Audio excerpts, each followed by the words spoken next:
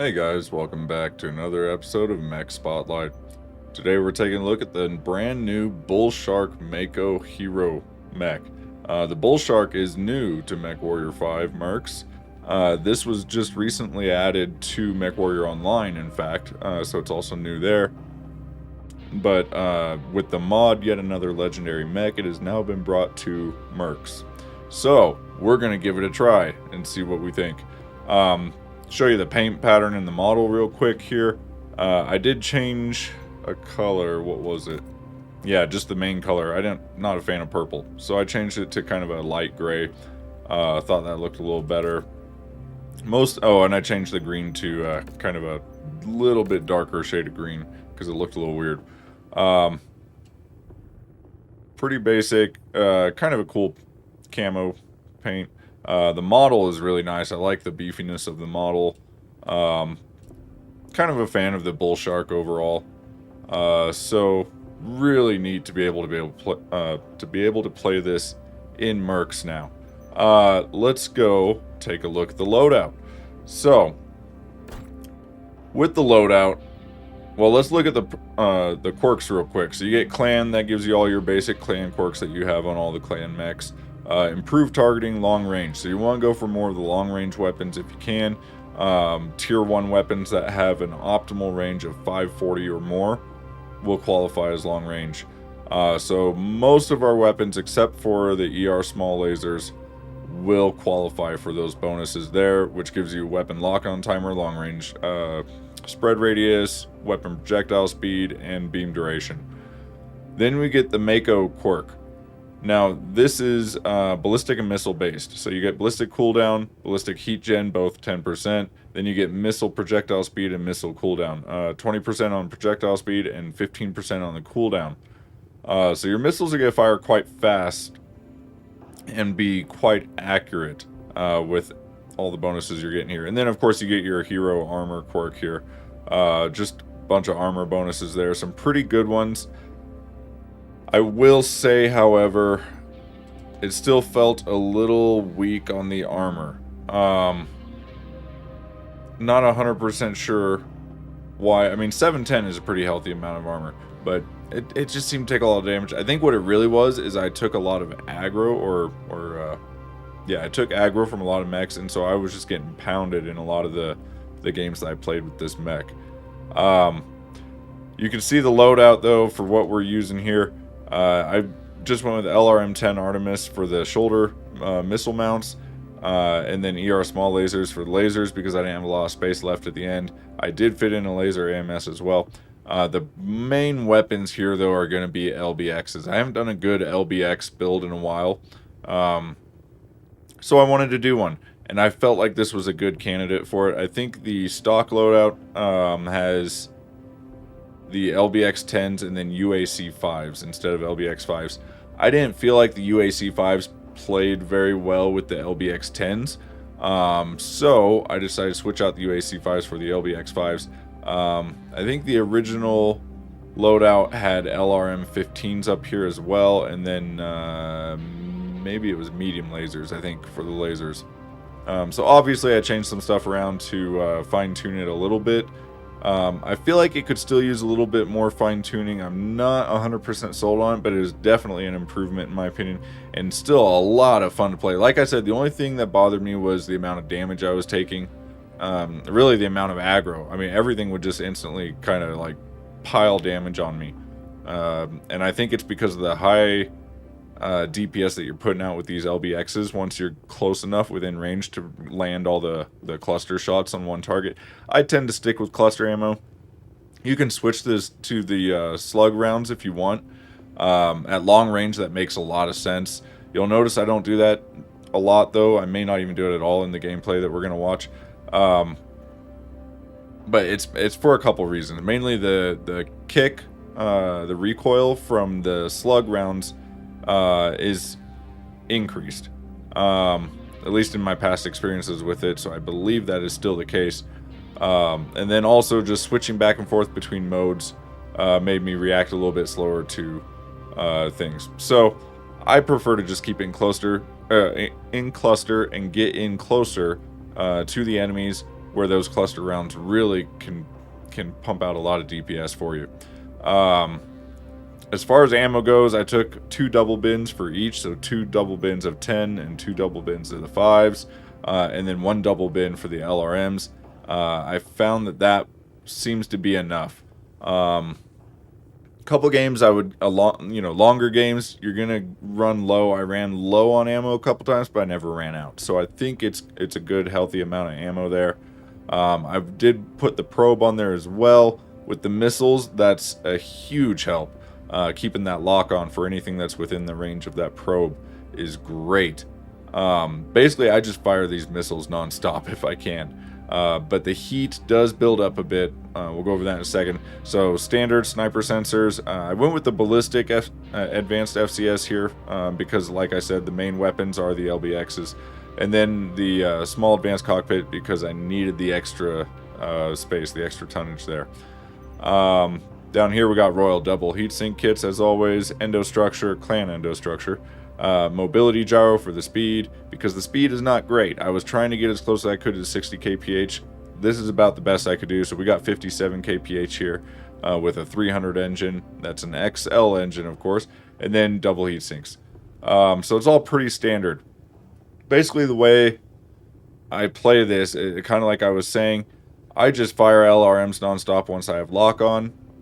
I try to get in close, use cover to my advantage, because those LRMs with the indirect fire are going to allow me to do damage without the line of sight. So I try to stay out of line of sight of enemies until I manage to get close enough to them, usually 800 or less, preferably around 600 or less meters is ideal for the cluster rounds on these LBXs.